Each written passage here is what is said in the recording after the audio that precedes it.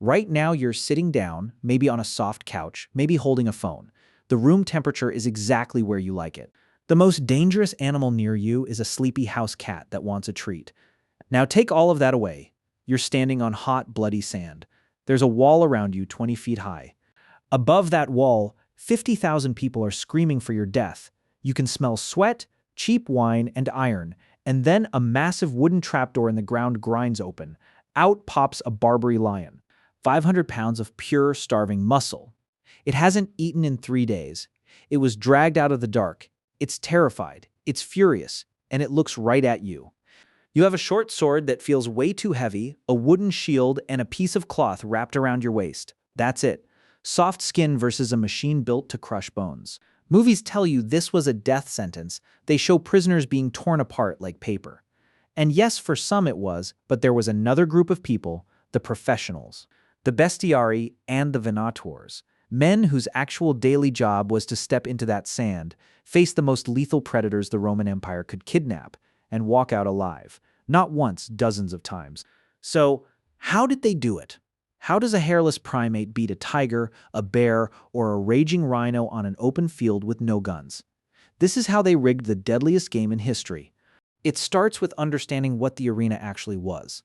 It wasn't a slaughterhouse, it was show business. And the Romans were obsessed with logistics. The Roman Empire was the ultimate flex of human power. To show off, they didn't just conquer people, they conquered nature. They sent armies into the deep jungles of Africa and the freezing forests of Germany just to trap apex predators. We are talking thousands of animals. For the opening of the Colosseum, Titus had over 9,000 animals killed in 100 days. Trajan went crazier.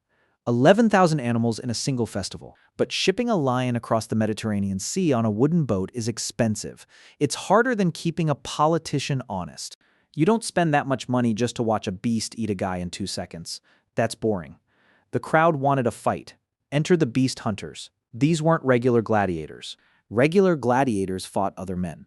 These guys went to a special school, the ludus matutinus, the morning school. Why the morning? Because the animal fights happened early in the day, like a brutal warm-up act before the main events. They trained like Olympic athletes, but with one twist, they didn't learn how to kill a human. They studied animal anatomy, they knew exactly how many inches of steel it took to pierce a bear's thick skull, and where the soft skin was under a leopard's shoulder. The second trick was the gear. If you give a man the wrong tool, the animal wins every time. The Venatores didn't rely on luck. They used psychology against the beasts. Their most important weapon wasn't a sword.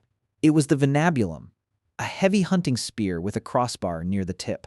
That crossbar is a genius piece of engineering. When a charging boar or a lion throws itself onto the spear, the bar stops the animal from sliding down the shaft and reaching the hunter. It keeps 500 pounds of claws exactly 4 feet away from your face. They also used fire. Animals are terrified of flames. Hunters would carry torches or heated rods to herd the beasts, forcing a fast leopard into a corner where it couldn't jump. And then there was the armor, or rather the lack of it. Heavy iron armor is great against a sword, against a tiger. It's a metal coffin. It slows you down. If a tiger gets its paws on you, 40 pounds of bronze won't stop your neck from snapping. So, the hunters wore light leather tunics and wrapped their legs in cloth. Their real armor was speed. They became matadors. They used bright red cloths to distract bulls and lions, making the beast strike at the air while the hunter stepped aside and aimed for the spine. But the arena itself was the ultimate weapon. The Colosseum wasn't just a stone circle, it was a giant ancient computer. Beneath the sand was the hypogeum, a massive 2-story labyrinth of tunnels, cages, and mechanical lifts. The animals didn't just walk into the arena through a normal door, they were kept in the dark, starving, underneath the floor. When it was time, slaves turned massive wooden cranks, winding up ropes on pulleys. A cage would rise up through one of 28 hidden trapdoors. This was pure psychological warfare. The animal would suddenly go from pitch blackness to blinding Mediterranean sunlight and the roar of 50,000 humans. It was disoriented, dizzy, and terrified. The hunters knew this. They didn't attack a calm animal. They attacked a creature experiencing panic-induced sensory overload. A confused predator makes mistakes. It lunges too early. It misses. And in the arena, a miss means death. For the really big stuff like elephants or rhinoceroses, the Romans didn't even try a fair fight. They built trenches around the arena floor filled with water to protect the crowd, and the hunters would shoot heavy, armor-piercing arrows from safety. So, did they survive? Surprisingly, the top-tier Venatores became superstars. We have Roman mosaics showing famous hunters by name. A guy named Carpophorus became a legend because he supposedly killed a bear, a lion, and a leopard in a single afternoon. They were paid massive fortunes. They had top-tier medical care. If a hunter got mauled, Roman doctors, who were experts at fixing deep flesh wounds, would stitch them back together using clean linen and honey to stop infections. But don't get it twisted. It was still a meat grinder. One slip on the bloody sand, one spear shaft that snapped under the weight of a grizzly bear, and you were done. The floor was covered in a fresh layer of sand every few hours for a reason, to soak up what was left of the losers. Here's the part that gets me. Today, we look at lions and tigers as beautiful, endangered creatures we need to protect behind glass walls. We watch them on nature documentaries while drinking coffee. But to a Roman, those beasts were the terrifying reminders of the wild world outside their borders.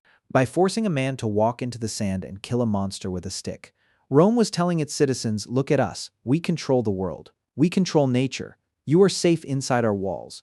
We built a world so safe that we forgot what it's like to share a room with a predator. We conquered the wild so completely that the ultimate nightmare of the ancient world is now just a logo on a zoo t-shirt.